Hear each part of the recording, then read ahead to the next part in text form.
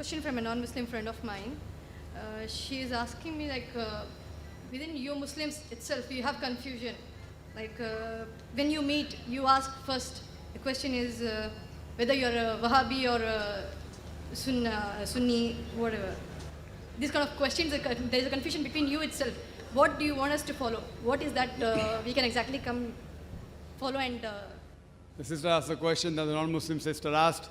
There's a confusion among the Muslims. When you meet, you ask, you are a Wahabi, or are you Hanafi, or a Shafi, or a Maliki. So there's a confusion amongst the Muslims. So what's the reply? I do agree with the non-Muslim sister that unfortunately many Muslims call different names.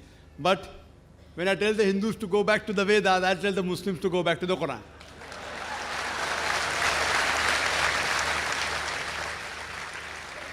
Allah says in the Quran, in Surah Al-Imran, chapter number 3, verse number 103, Allah says, وَاعْتَصِمُوا بِحَبْلِ اللَّهِ جَمِيعًا وَلَا تَفَرَّقُوا.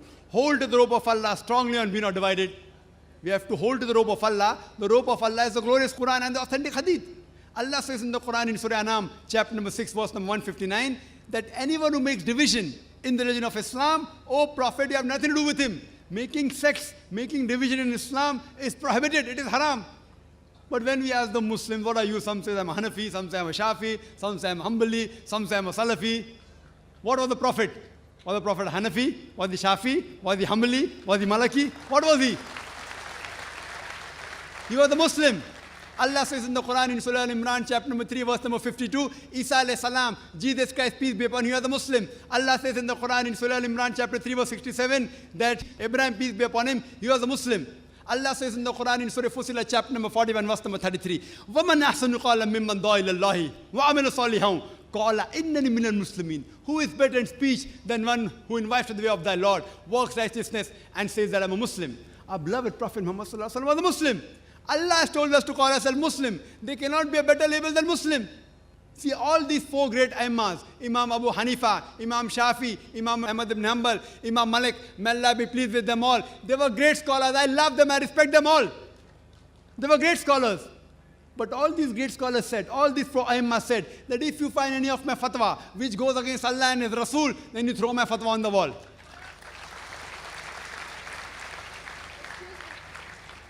So here if you analyze that all these imams that came, they came not to make a new sect, they came for the people to go back to the original scripture, the Quran, the Sahih Hadith.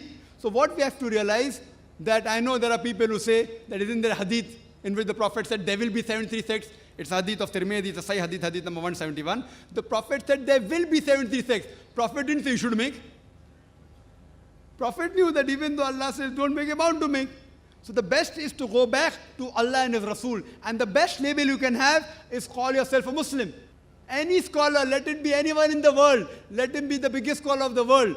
You ask him for proof. Qul hatu burhanakum. Produce your proof if you are truthful. If you are honest, produce your proof. So any scholar, if there's a difference of opinion, you ask him for proof.